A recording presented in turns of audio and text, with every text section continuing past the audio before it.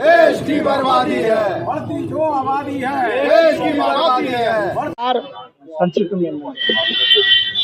जितने भी संसाधन बनाती है वो सारे कम पड़ते जा रहे हैं, चाहे वो रेलवे स्टेशन हो, रोडवेज हो, हवाई अड्डे हो। इसका मुख्य कारण बढ़ती हुई जनसंख्या। बढ़ती हुई जनसंख्या पर संसद में बहस होनी चाहिए। आर्टिकल 14 पर बहस हो, आर्टिकल 226 पर बहस हो और जनसंख्या नियंत्रण पर लगातार बहस हो और इसका परिणाम निकलना चाहिए। अब नहीं निकलेगा तो कब निकलेगा?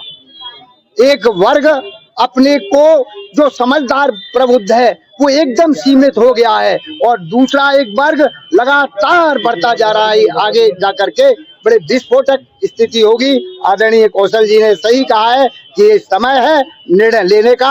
हम माननीय प्रधानमंत्री जी से विनम्र अनुरोध करते हैं कि ये आप सक्षम हैं और आप इस समय जनसंख्या नियंत्रण पर निर्णय लीजिए।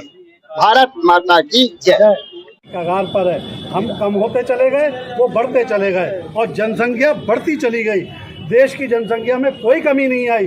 इसलिए हमारे माननीय प्रधानमंत्री जी से एक अनुरोध है कि हम सनातनियों को बचाएं, या तो जनसंख्या कानून लेकर के आएं, अन्यथा ये जो हम दो हमारे दो का नारा, इसको किसी भी सूरत हाल में इसका एक विकल्प चुने और जनसंख्या बढ़ाने के लिए कोई जनसंख्या के कम करने की जरूरत नहीं है। जब वो लोग नहीं सोच रहे हैं तो हम भी जनसंख्या को बढ़ाने के लिए कोई परेशानी नहीं है। और ये एक सनातनियों को समाप्त करने की जो आज़ादी के बाद इन वामपंथियों और कांग्रेसियों ने मिल करके, क्योंकि देश की तरफ से जनसंख्या दिवस मनाया जाता है, विश्व जनसंख्या दिवस है ये, और विश्व जनसंख्या दिवस पे जब हमारा देश जनसंख्या दिवस मना रहा है तो जनसंख्या दिवस की जो विभीषिका है हमारे देश में, जो जनसंख्या विस्फोट के कारण पैदा होती जा रही है हमारे देश में, विशाल भाई, हमारे देश में जो जनसंख्या विस्फोट की वजह से विभीषिका से पैदा हो रही समस्याएं,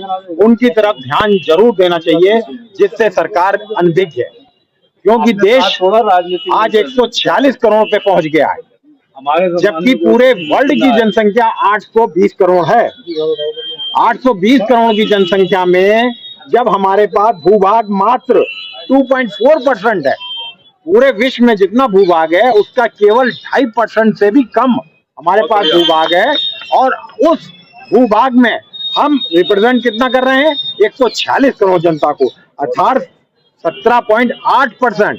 2.4 भूभाग में, घर में कितनी जगह और ज्यादा हम जो है उसमें संख्या भरे हुए हैं। ये क्यों हो रहा है?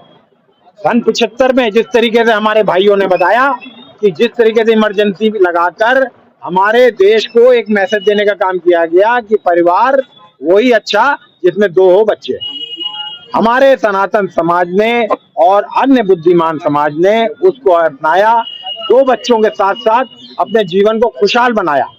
आज तो हालत यह है कि एक बच्चा भी बड़ा मुश्किल से मिल रहा है लोगों को, किंतु अन्य जनमानस में पता नहीं कहां से वो भावना पैदा की जा रही है राजनीतिक दलों द्वारा अपने वोट बैंक के कारण, कि एक तो घुसपैठिए प्लस उनको बच्चा पैदा करने के लिए प्रेरित किया जा रहा है। आज देश में भुखमरी की हालत होती जा रही है, तमाम संसाधन कम पड़ते जा रहे हैं, लगातार 6 लेन बन रही है, उस पर भी गाड़ियों को जाम लग रहा है, किंतु बच्चे लगातार पैदा किए जा रहे हैं, समाधान उसका कोई सोच नहीं रहा।